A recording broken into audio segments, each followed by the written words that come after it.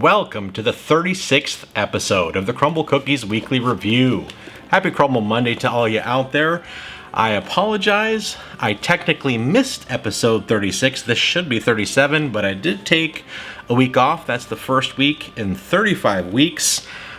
Just feel like I needed a little break from the cookies. But here I am, back at it. You know, I just wanted to take some time to recognize some of the things going on in the world, and I know most of you guys watching in the United States, and we're pretty lucky to not be part of a lot of these things, and it's pretty sobering reality of it. But I just have to be thankful for how blessed I am. I got to spend time this week. My kids were on fall break.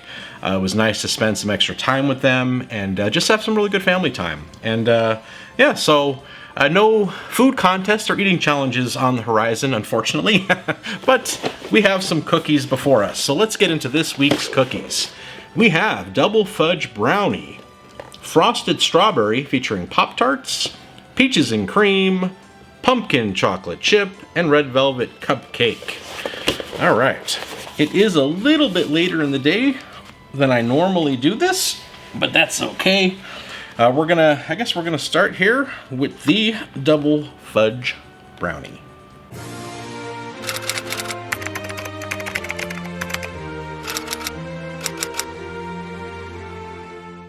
All right, well, not much to look at. It's chocolate on chocolate on chocolate.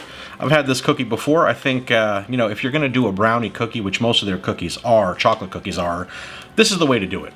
All right, let's get into this cookie.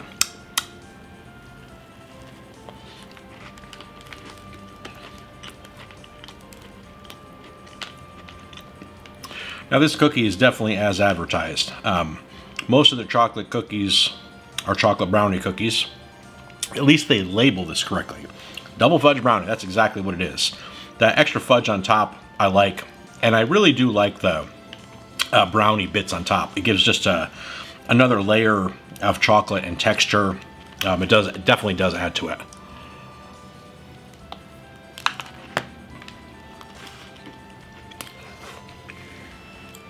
There are a lot of chocolate here, but I mean, a double fudge brownie, what do you expect? Not a lot of surprises with this cookie. It's rich, moist, intense, obviously served warm. To me, that fudge on top makes this cookie a lot better to me. It adds an extra bit of sweetness that I think it needs. Never been the hugest fan of the brownie type cookies. I prefer the chocolate cake cookies, but this is a way to do a brownie cookie.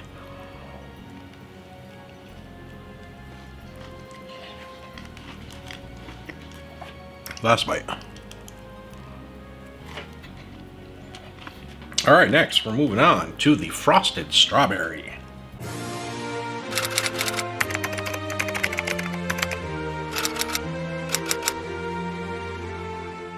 All right, well, I had this cookie once before, some months back, when they did it as a test cookie, and I was blown away by this. It was really good. I just felt it needed more strawberry filling in the middle. Crumbl. Let's see if you did it.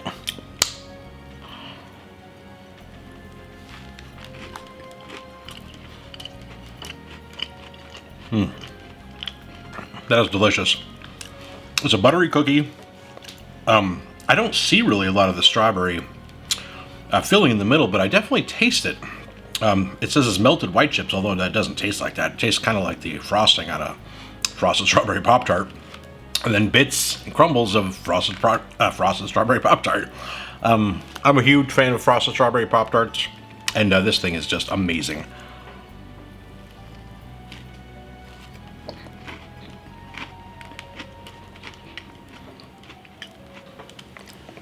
You see, you can see some of that frosted strawberry in the middle, but it definitely needs more.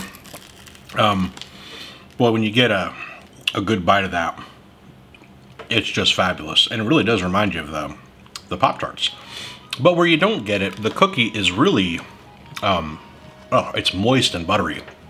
The cookie itself is really delicious, and again, that frosting on top, really good. Wouldn't mind having more of that also.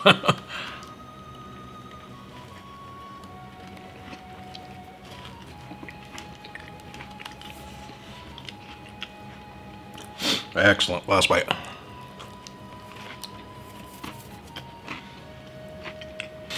All All right, jumping on to, ooh, cookie number 3, very soft. We have peaches and cream.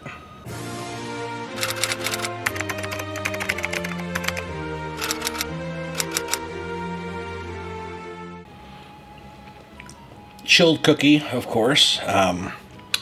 Quite pretty looking. This thing is really, really soft. I'm very curious about this. It's a peach sugar cookie with their whipped cream on top and like a peach spread. So, okay, here we go.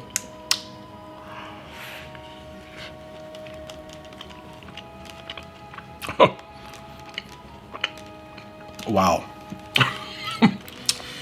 You know, that peach spread tastes like peaches, and not in an artificial way. That is insane. That is not what I was expecting. Typically, you know, you get the canned peaches or whatever, and man, it just tastes like they got fresh peaches and grinded them up and put it right on top of the cookie. It tastes like peaches. It's incredible.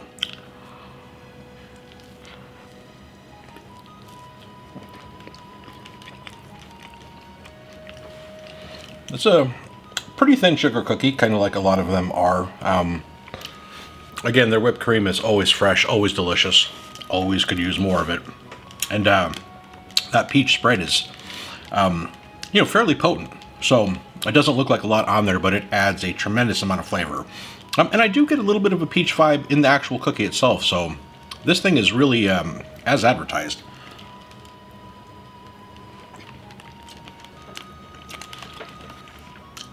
Very refreshing. Last bite.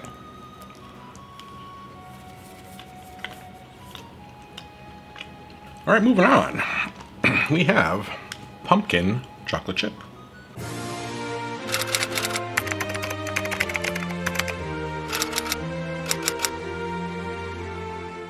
Now this is a very light cookie. I mean, when they say fluffy pumpkin spice cookie, they're not kidding. This thing is just very soft. It's clocking in, I believe, 480 calories, which is about the lowest cookie I've ever seen, if you don't want to include the Rice Krispie treat. All right, well, let's see. Let's see how this is.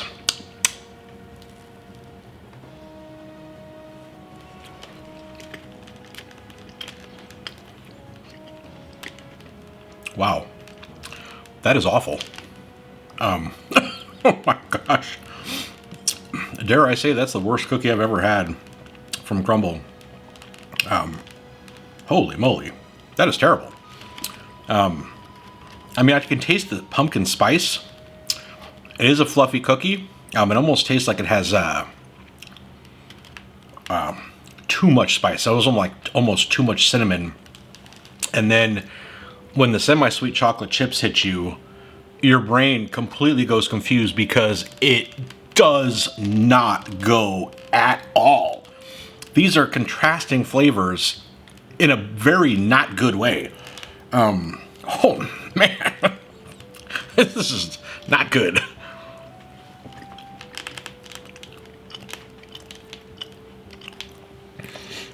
There we go. It's a very fluffy cookie. They got that part right. I mean, it's almost spongy. Actually, I like the texture a lot. I just don't like the cookie. That second bite wasn't as terrible, but it wasn't great. It certainly lacks a sweetness. You know, and I don't like overly sweet cookies, but this is missing all kinds of stuff. It really misses the mark. I think we're gonna 3-bite this one and get it over with.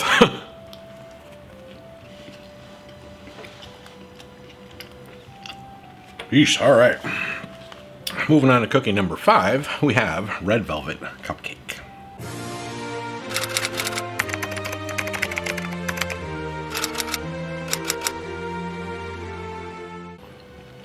Alrighty. I love me the look of these red velvet cookies. Oh, this baby is heavy. Red velvet cookie, vanilla cream cheese frosting, and red velvet crumbs on top. I've had this before.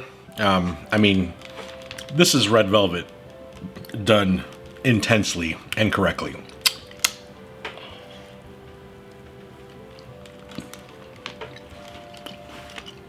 A lot of red velvet flavor. Very sweet cookie. Vanilla cream cheese frosting is pretty intense. There is a lot of it on this one. Breath of fresh air after the last one. I mean, this hits a lot of that red velvet notes. This one might be even clocking even more than what they say. I think they really put an extra thing of cream cheese frosting on this one.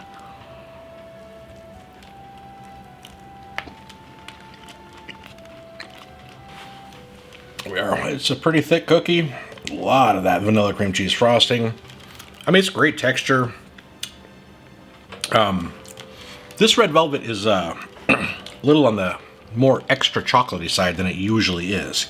Probably should have not saved the sweetest cookie for number 5, but it seems like I never learn.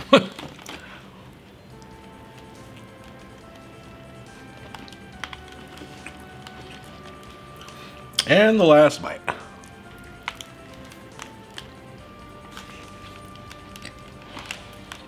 Oh, and there we are. All 5 cookies gone again. I'm not gonna lie. This week was a little tougher for me. I waited a little longer in the day because I just wasn't that hungry. And I worked out and everything, good workout.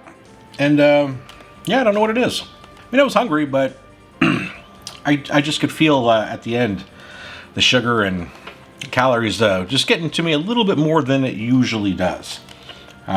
Still can rate them unbiasedly, but I'm glad there's not a 6th cookie, let's put it that way.